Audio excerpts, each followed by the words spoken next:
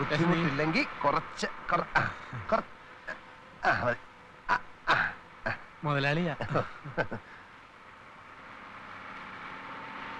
ഹംസേ, നമ്മുടെ വത്സ നല്ല മിടുക്കനല്ലേ? വലിയ മോശം പറഞ്ഞൂടാ. അങ്ങനെയല്ല, അവന്റെ വിനയവും പിന്നെ മര്യാദയും പാസഞ്ചേഴ്സിന്റെ അടുത്തുള്ള പെരുമാറ്റവും കണ്ടക്ടേഴ്സ് ആയാലും ഇങ്ങനെ വേണം.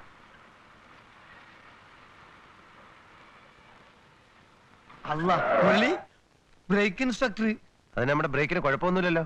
അതല്ലാന്ന് അവര് തോന്നിയ മാതിരിയല്ലേ ഇതൊക്കെ ചാർജ് ചെയ്യാ. എന്താ പ്രശ്നം? വത്സ ആ കടലാസ് അങ്ങോട്ട് എടുത്തോ. ബ്രേക്ക് ഇൻസ്ട്രക്ടർ ചെയ്യാൻ വെച്ചിട്ടുണ്ട്. ട്രിപ്പ് ഓടുമ്പോ പിടിക്കുന്നത് കഷ്ടാ. ബസ് ഇറങ്ങുന്നതിന് മുമ്പ് നിങ്ങൾ ഇൻസ്പെക്ടറെ പോയി കണ്ടില്ലേ? ഇല്ല, ഞാൻ ഓർത്തില്ല.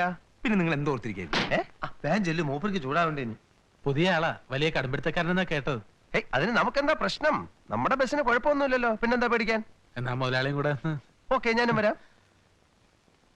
ഓണർ എന്ന് പറയുമ്പം ഒരു റെസ്പെക്ട് ഉണ്ടാവൂല്ലേ?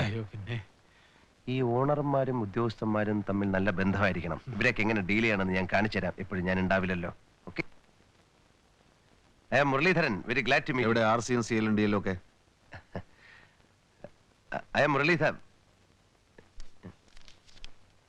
എത്രയാ time? Time is 10:30 sir. Sorry, എന്റെ വാച്ച് 3 മിനിറ്റ് ഫാസ്റ്റ് ആണ്. സാറിന്റെ എത്രയായി? സ്റ്റാൻഡിൽ നിന്ന് ബസ് പുറപ്പെടേണ്ട ടൈമാ ചോദിച്ചത്. 10 മണിയാണ് സാർ. എത്ര ആളുണ്ട് ബസ്സിൽ? ഒരു 40, 45, 50 പേരുണ്ടാവും സാർ. സ്റ്റാൻഡിങ് എത്ര? എല്ലാം കൂടെ ചേർത്താണ് സാർ. അതല്ല, കൂടുതലുണ്ടല്ലോ? ഇല്ല സാർ. ഉണ്ടെങ്കിൽ 65-ൽ കുറയാതെ ഉണ്ട്. ചിലപ്പോ. അപ്പൊ ആദ്യം പറഞ്ഞത് നുണ അല്ലേ? കണ്ടീഷൻ മോശമായി ഇതുപോലുള്ള ഒരു ബസ്സിൽ ഓവർലോഡ് ചെയ്യാൻ സമ്മതിക്കില്ല. സാർ, പുതിയ ബസ്സിന് ഞാൻ ബുക്ക് ചെയ്തിട്ടുണ്ട് സാർ. അറിയും. I am Gulf Motors. അല്ല, owner of the Gulf motor. I won't allow anybody to violate the rules. Time schedule exhibit ചെയ്തിട്ടുണ്ടോ? അത് പിന്നെ പാർട്ടി പെർമിറ്റ്? അത് നോൺസെൻസ്. കുറെ ആളെയും കയറ്റി ടിക്കറ്റും കൊടുത്ത് അങ്ങ് ഓടുകയാണല്ലേ. ഫിറ്റ്നസ് സർട്ടിഫിക്കറ്റിന് പോലും അർഹതയില്ലാത്ത വണ്ടി, പിന്നെ വയലേഷൻ ഓഫ് പെർമിറ്റ് കണ്ടീഷൻസും. നോ, ഞാൻ സമ്മതിക്കില്ല. സാർ, ഒക്കെ ശരിയാക്കാം സാർ. സാർ, പിന്നെ ഞാൻ ഗൾഫിലായിരുന്നു സാർ. അപ്പൊ NRE അക്കൗണ്ടിൽ എനിക്ക് കേൾക്കണ്ട. രൂപ.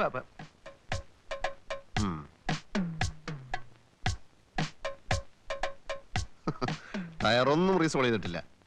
ഇങ്ങനൊരു വണ്ടി ഓടിയിട്ട് ഇപ്പൊ ഒരു കാര്യമില്ല. ഫസ്റ്റ് എയ്ഡ് ബോക്സിൽ മെഡിസിൻസ് ഉണ്ടോ? ഉണ്ട് സാർ. നല്ല വില കൂടിയ മരുന്നുകൾ വാങ്ങിക്കാൻ ഞാൻ പറഞ്ഞിട്ടുണ്ടല്ലേ. Let me see it.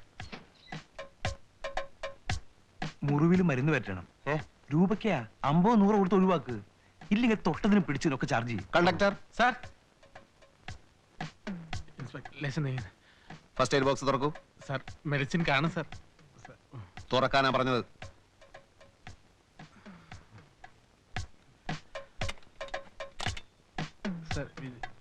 തുറക്കൂ.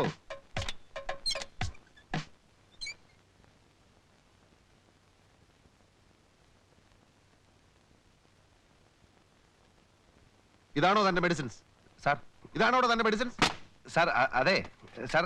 തൽക്കാലം ഒരു ആക്സിഡന്റ് ഉണ്ടാവുമ്പോ വാങ്ങിച്ച് വെക്കാന്ന് കരുതിയാ. തൽക്കാലം സാർ ഇത് വെക്കണം. പോരെങ്കിൽ ഞാൻ സാറിനെ വീട്ടിൽ വന്ന് കാണാം സാർ. Please please. എന്താണോ ഇത്? ഇത് എന്താന്നാ ചോദിച്ചത്? ഇത് ചെറിയൊരു കൈക്കൂലിയാണ് സാർ. What you mean? ഉത്തരവാദപ്പെട്ട ഒരു സർക്കാർ ഉദ്യോഗസ്ഥനെ അപമാനിക്കുന്നു. It is an insult to all government officials. It is an insult to my department. My dear man, I am not going to leave you. Sir, ഞാൻ Conductor. Sir. This vehicle shall not be used in a public place until the vehicle has been passed as fit for use by the authority competent. Okay? Sir. ആളുകൾ ഇറക്കി വിട്ടോളൂ. Take this vehicle to my office at a speed not exceeding 15 kilometers per hour. ഞാൻ നിങ്ങളുടെ fitness certificate cancel ചെയ്യാം. ഒരു അബദ്ധം പറ്റിപ്പോയതാ. I don't want to talk to you. I won't allow anybody to violate the rules. Come on. മറ്റു ചാർജുകൾ എഴുതി തരാം. Come on.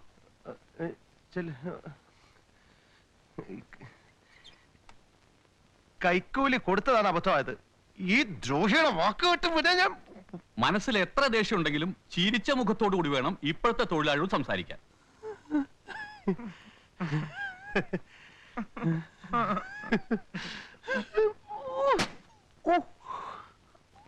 നിന്നിട്ട് യാതൊരു കാര്യമില്ല. നിങ്ങൾ വർക്ക്ഷോപ്പിൽ നിന്ന് ലെറ്റർ വാങ്ങി വരൂ, വണ്ടി ഫിറ്റ് ആണെന്ന്. എന്നിട്ട് ഞാൻ വന്ന് പരിശോധിക്കാം. സാർ, ഇന്നേക്ക് 3 ദിവസമായി വണ്ടി ഓടിയിട്ട്. ടാക്സ് അടയ്ക്കേണ്ട തീയതി. മിസ്റ്റർ, പാസഞ്ചേഴ്സിന്റെ സൗകര്യത്തിന് വേണ്ടിയാണ് ബസ്. ടെമ്പററി പെർമിറ്റ് ഉള്ള ഒരു ബസ് ഇപ്പൊ ആ റൂട്ടിൽ ഓടുന്നുണ്ടല്ലോ. പോണം. എന്റെ ഭാഗത്ത് നിന്ന് ഒന്നും പ്രതീക്ഷിക്കണ്ട, ഒരു വിട്ടുവീഴ്ചയും പ്രതീക്ഷിക്കണ്ട. ഞങ്ങൾ പിന്നെ പോകാനാ പറഞ്ഞത്.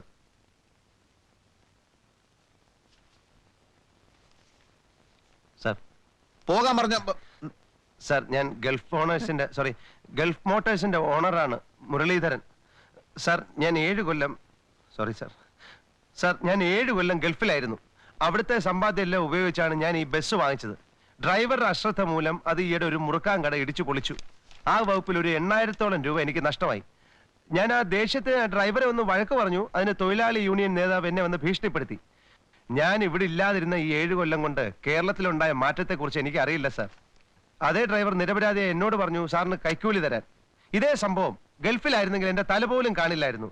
സാർ എനിക്ക് ഫിറ്റ്നസ് സർട്ടിഫിക്കറ്റ് തരില്ല എന്ന് പറഞ്ഞു. അത്രയല്ലേ ഉള്ളൂ. അതിലെനിക്ക് വളരെ നന്ദിയുണ്ട്. ഒരു സർക്കാർ ഉദ്യോഗസ്ഥന്റെ അഭിമാനത്തെ ഞാൻ ചോദ്യം ചെയ്തു. അതിലെനിക്ക് വിഷമമുണ്ട് സാർ. Please sir. എടോ, തന്നെ പോലുള്ള പൊതുജനങ്ങൾക്ക് ഒരു ധാരണയുണ്ട്. RTO ഓഫീസ് ജീവനക്കാരും വെഹിക്കിൾ ഇൻസ്പെക്ടർമാരും ഭയങ്കര കൈക്കൂലിക്കാരാണെന്ന്. എന്നാൽ അങ്ങനെയല്ല. ആ ധാരണ തെറ്റാണ്. തന്റെ 50 രൂപ കൊണ്ട് കുടുംബം പുലർത്തേണ്ട ഗതികേടൊന്നും ഞങ്ങൾക്കില്ല. തനിക്കറിയാമോ, എന്റെ വീട്ടിൽ TV ഉണ്ട്, VCR ഉണ്ട്, പൂന്തോട്ടമുണ്ട്. ഗേറ്റിൽ കാവൽ നിൽക്കാൻ ഗൂർഖകൾ 3 എണ്ണം, അൽസേഷൻ പട്ടികൾ, നന്നായി കുരക്കുന്ന അൽസേഷൻ പട്ടികൾ 5 എണ്ണം. ഈ പട്ടികൾക്ക് ഇറച്ചി വാങ്ങാൻ മാത്രം 150 രൂപ വേണം ദിവസവും. തന്റെ ഈ 50 രൂപയുണ്ടല്ലോ, എന്റെ വീട്ടിൽ ദിവസവും ധർമ്മത്തിന് വരുന്ന ആളുകൾക്ക് കൊടുക്കാൻ തികയില്ല.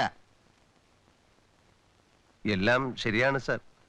പക്ഷേ ഫിറ്റ്നസ് സർട്ടിഫിക്കറ്റ് കിട്ടിയില്ലെങ്കിൽ ഞാൻ ദിവസവും ധർമ്മത്തിനായി സാറിന്റെ വീട്ടുപടിക്ക് നിൽക്കേണ്ടി വരും സാർ. ഞാൻ ഫൈൻ കെട്ടാം സാർ, ടയർ മാറ്റാം സാർ, ഫസ്റ്റ് എയ്ഡ് ബോക്സിൽ ആധുനിക മരുന്നുകൾ വാങ്ങിച്ചു വെക്കാം sir. Sir, fitness certificate please sir, please. ആദ്യമായിട്ടായതുകൊണ്ട് തൽക്കാലം തന്നെ ഞാൻ വിടാം. പക്ഷെ ഒരു കാര്യം താൻ മനസ്സിലാക്കിക്കോളൂ, വെഹിക്കിൾ ഇൻസ്പെക്ടർമാരോട് കളിച്ചവരാരും അവന്റെ വീടിന്റെ ഗേറ്റിന് പുറത്ത് ബസ് ഇറക്കിയിട്ടില്ല. ഇല്ല സാർ. ഫൈൻ അടച്ചിട്ട് പോയിക്കോളൂ. But here after everything should be in perfect condition. Okay? Complete perfect sir. എന്റെ RC ബുക്ക് ഇതോ ഇരിക്കുന്ന ആ ചുവപ്പ്.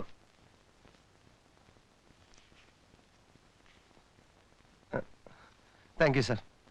സക്സസ്. ചാത്തുക്കുട്ടി, വണ്ടി എടുത്തോ. ടൈമായി.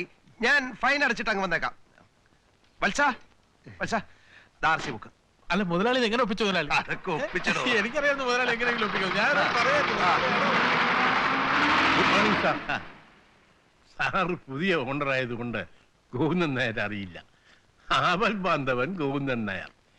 ഈ സെക്കൻഡ് ഹാൻഡ് ബസ് ഉടമകൾക്ക് ഒഴിച്ചുകൂടാൻ പറ്റാത്ത ഒരു ഘടകമാണ് സാർ ഞാൻ നോക്കിയപ്പോ ഈ ബസ്സിന് എന്റെ ഒട്ടേറെ സഹായങ്ങൾ ആവശ്യമുണ്ടെന്ന് എനിക്ക് മനസ്സിലായി. ഈ ബാഗിലും ചിലത് വീട്ടിലുമൊക്കെയായി നിരവധി സ്പെയർ പാർട്സുകളുടെ ഒരു മിനി ഗോഡൌണാണ് സാർ ഈ ഗോവിന്ദൻ നായർ. സാറിന്റെ ബസ് അങ്ങേയറ്റം കുഴപ്പത്തിലേക്ക് നീങ്ങുകയാണ്. എന്ത് കുഴപ്പം? അടിമുടി കുഴപ്പം. സെൻട്രൽ ബോൾട്ടിന്റെ അലൈൻമെന്റ് പോയി കിടക്കുകയാണ്. അതുകൊണ്ട് സാറിന്റെ ബസ് നടുവിനടി കൊണ്ട് പട്ടിയെ പോലെയാണ് ഓടുന്നത്. എന്റെ ബസ്സിനെ ഇൻസൾട്ട് ചെയ്യുന്നത് എനിക്ക് ഇഷ്ടമല്ല.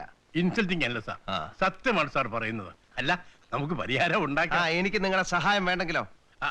അങ്ങനെ പറയും സാർ. എല്ലാത്തിനും ഹാഫ് പ്രൈസ് മതി സാർ.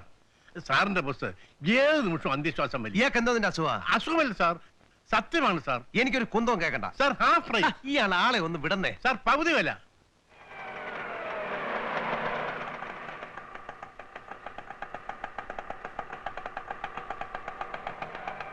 ഞാനിവിടെ എത്ര നേരമായിട്ട് കാത്തിൽക്കണമെന്നു.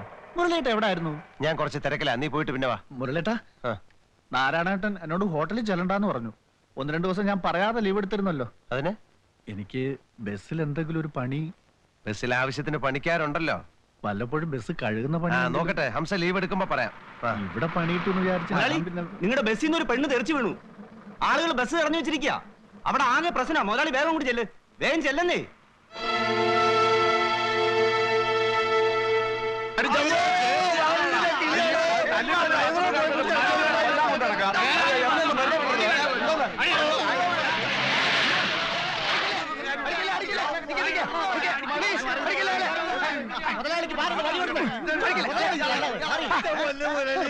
കൂടി അടിക്കല് ആ ഡ്രൈവറും കണ്ടക്ടറും എങ്ങോട്ടോ ഓടിപ്പോയി.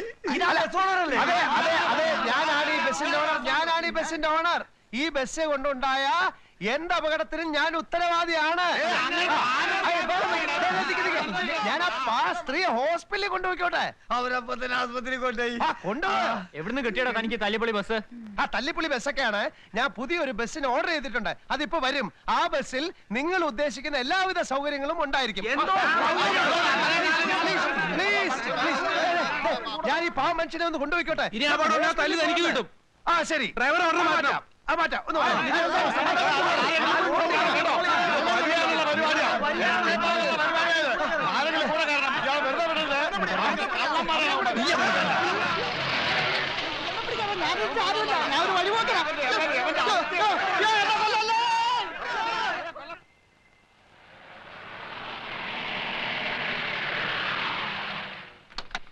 ഞാൻ അപ്പോളേ പറഞ്ഞില്ല ഡ്രൈവർക്ക് കണ്ണ് കാണൂലെന്ന്.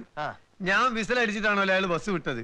അടിക്കാത്ത വിസലിന്റെ ശബ്ദം കേട്ടു എന്ന് പറഞ്ഞാൽ അയാൾക്ക് കാതും വർക്ക് ചെയ്യില്ല എന്നല്ല അർത്ഥം. വാ, നിക്ക് നമ്മളെ വണ്ടിയുടെ ഇൻഷൂർ അടിച്ചിട്ടുണ്ടോ? ഉണ്ടോ? ഇല്ല. ഇല്ലേ? അപ്പൊ നഷ്ടപരിഹാരവും നമ്മൾ തന്നെ കൊടുക്കേണ്ടി വരും. എത്ര കൊടുക്കേണ്ടി വരും? മുൻവാതിലൂടെ വീണ് ബാക്കിലെ ടയർ കയറി ഇറങ്ങിയോന്നൊരു സംശയമുണ്ട്. കയ്യോ കാലോ ഒടിഞ്ഞിട്ടുണ്ടെങ്കിൽ എത്ര ലക്ഷം കൊടുക്കേണ്ടി വരാന്ന് ദൈവത്തിനെ അറിയുള്ളൂ. ലക്ഷോ? ചുമ്മാ ഇരിടോ, പേടിപ്പിക്കുന്ന വർത്താനം പറയാതെ. അള്ളാന് മുരളി, ഞാൻ സത്യം പറയാ. വാ വാ, നമുക്ക് രോഗിനെ കാണാം.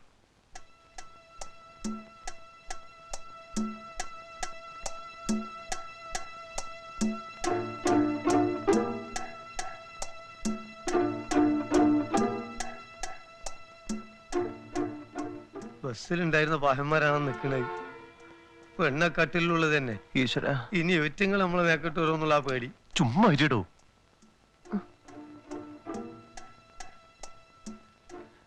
സിസ്റ്ററെ, ബസ് ആക്സിഡന്റ് ആയിട്ട് വന്ന സ്ത്രീയല്ലേ അത്? അതെ.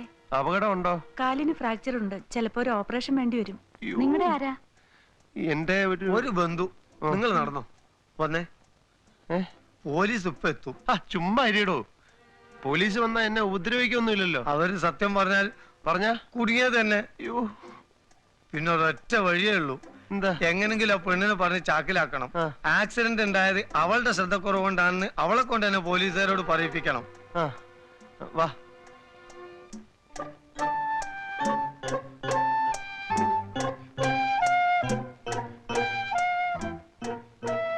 വന്നേ. വെളി ആളുകളൊക്കെ പോയി. ഞാൻ പറഞ്ഞതൊക്കെ ഓർമ്മയുണ്ടല്ലോ.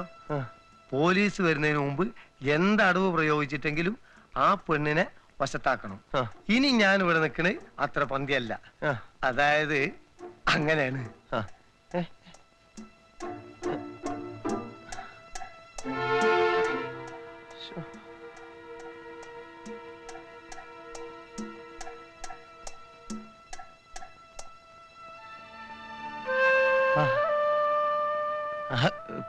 കുട്ടിയായിരുന്നോ? കുട്ടിയുടെ പാസ് ഞാൻ പാസ് ഞാൻ ഓഫീസിൽ എഴുതി വെച്ചിരിക്കായിരുന്നു. പിന്നെ കണ്ടതേ ഇല്ലല്ലോ. എവിടെയായിരുന്നു? എന്റെ കാല് പോയി. അയ്യോ, എന്റെ ജീവിതം തൊലഞ്ഞു. കരയല്ലേ, കരയല്ലേ, കരയല്ലേ. കുട്ടിക്കൊന്നും സംഭവിക്കില്ല. എന്ത് ചെലവ് വന്നാലും കാല് പരിപൂർണ സുഖം ആകുന്നവരെ ഞാൻ ചികിത്സിക്കും. കാല് പോയിട്ട് ജീവിക്കുന്നതിലും ഭേദം മരിക്കുന്നതാ. അയ്യോ, അങ്ങനെ എനിക്ക് ആരുമില്ല. അയ്യ, അങ്ങനെ പറയല്ലേ. കുട്ടിക്ക് ഞാനില്ലേ? നിങ്ങളൊരു പേരും കള്ളനാ. ഞാനോ? പാസ് എഴുതി നിങ്ങൾ എന്നെ അന്വേഷിച്ചു എന്ന് പറഞ്ഞത് പച്ച കള്ളല്ലേ? അതിനുശേഷം ബസ്സിൽ വെച്ച് നിങ്ങൾ എന്നെ കണ്ടിരുന്നില്ലേ? എപ്പോ? അതാ ഞാൻ പറഞ്ഞത് നിങ്ങൾ പേരും കള്ളനാന്ന്. ടയർ പഞ്ചറായ ദിവസം നിങ്ങൾ എന്നെ കണ്ടില്ലേ? ഇല്ല, സത്യമായിട്ട് എനിക്ക് ഓർമ്മയില്ല. ഞാൻ കണ്ടില്ല. എന്റെ കാല് പോയി. എന്റെ ജീവിതം തൊലഞ്ഞു. കുട്ടി എന്നെ വിശ്വസിക്കൂ. കുട്ടി ചിലപ്പോ വിചാരിക്കും ഇയാളൊരു ബസ് ഓണർ ആണല്ലോ, ഇയാളൊരു ബൂർഷയാണല്ലോ, പാവങ്ങളോട് കരുണയില്ലാത്തവനാണല്ലോ എന്നൊക്കെ കുട്ടി ചിലപ്പോൾ വിചാരിക്കും. പക്ഷെ ഒരു സത്യം കുട്ടി മനസ്സിലാക്കണം. മരുഭൂമിയില് പൊള്ളുന്ന വെയിലത്ത് അറബികളുടെ ആട്ടും തുപ്പും ഏറ്റ് കല്ല് ചുമന്നിട്ടുള്ളവനാണ് ഞാൻ. കഷ്ടപ്പാട് എന്താണെന്ന് എനിക്ക് നന്നായിട്ടറിയാം. NRI അക്കൗണ്ടിൽ കുറച്ച് രൂപ ഉണ്ടായിരുന്നുകൊണ്ട് ഒരു ബസ് ഞാൻ വാങ്ങിച്ചു. അങ്ങനെ ഒരു തെറ്റേ ഞാൻ ചെയ്തിട്ടുള്ളൂ. കുട്ടി എനിക്ക് വേണ്ടി ഒരു ഒറ്റ ഉപകാരം ചെയ്യണം. പോലീസുകാർ വന്ന് ചോദിക്കുമ്പോൾ സാരി കുടുങ്ങി ബസ്സിൽ നിന്ന് വീണതാണെന്നൊന്ന് പറയണം. പറഞ്ഞു നോക്കൂ പ്ലീസ്, പറഞ്ഞു നോക്കൂ. ഇല്ലെങ്കിൽ എന്നെ പോലീസുകാർ പിടിക്കും. അവർ എന്നെ തല്ലി ചതയ്ക്കും. നിങ്ങളെ തല്ലി ചതച്ചാലേ എനിക്ക് കുറച്ചെങ്കിലും സുഖം കിട്ടും. അയ്യോ, അങ്ങനെ പറയരുത് കുട്ടി, അങ്ങനെ പറയരുത്. ഇന്ന് മുതൽ കുട്ടിയുടെയും കുടുംബത്തിന്റെയും സകല ചെലവും ഞാൻ നോക്കിക്കൊള്ളാം. പ്ലീസ് പ്ലീസ് ഞാൻ കുട്ടിയുടെ കാര്യം അയ്യോ. പിടിക്കാം. അയ്യോ ഇല്ല കുട്ടി ദേ പോലീസുകാർ വരുന്നുണ്ട്. ഞാൻ പറഞ്ഞത് ഓർമ്മയുണ്ടല്ലോ, കുട്ടിയുടെ കുടുംബത്തിന്റെ കംപ്ലീറ്റ് ചെലവ് ഞാൻ നോക്കിക്കോളാം. സാരി കുടുങ്ങി വീണാണെന്നേ പറയാവുള്ളേ. പ്ലീസ് സത്യസന്ധമായിട്ട് പറഞ്ഞോളൂ, സത്യസന്ധമായിട്ട് സാരി കുടുങ്ങി വീണതാണെന്ന് പറഞ്ഞോളൂ. ബസ്സിൽ സ്ത്രീകൾ ട്രാവൽ ചെയ്യുമ്പോൾ എപ്പോഴും സൂക്ഷിക്കേണ്ട കാര്യമാണ്. അല്ലെ സാരി കുടുങ്ങി ആ കുട്ടി ബസ്സിൽ നിന്ന് താഴെ വീണു. ഓ.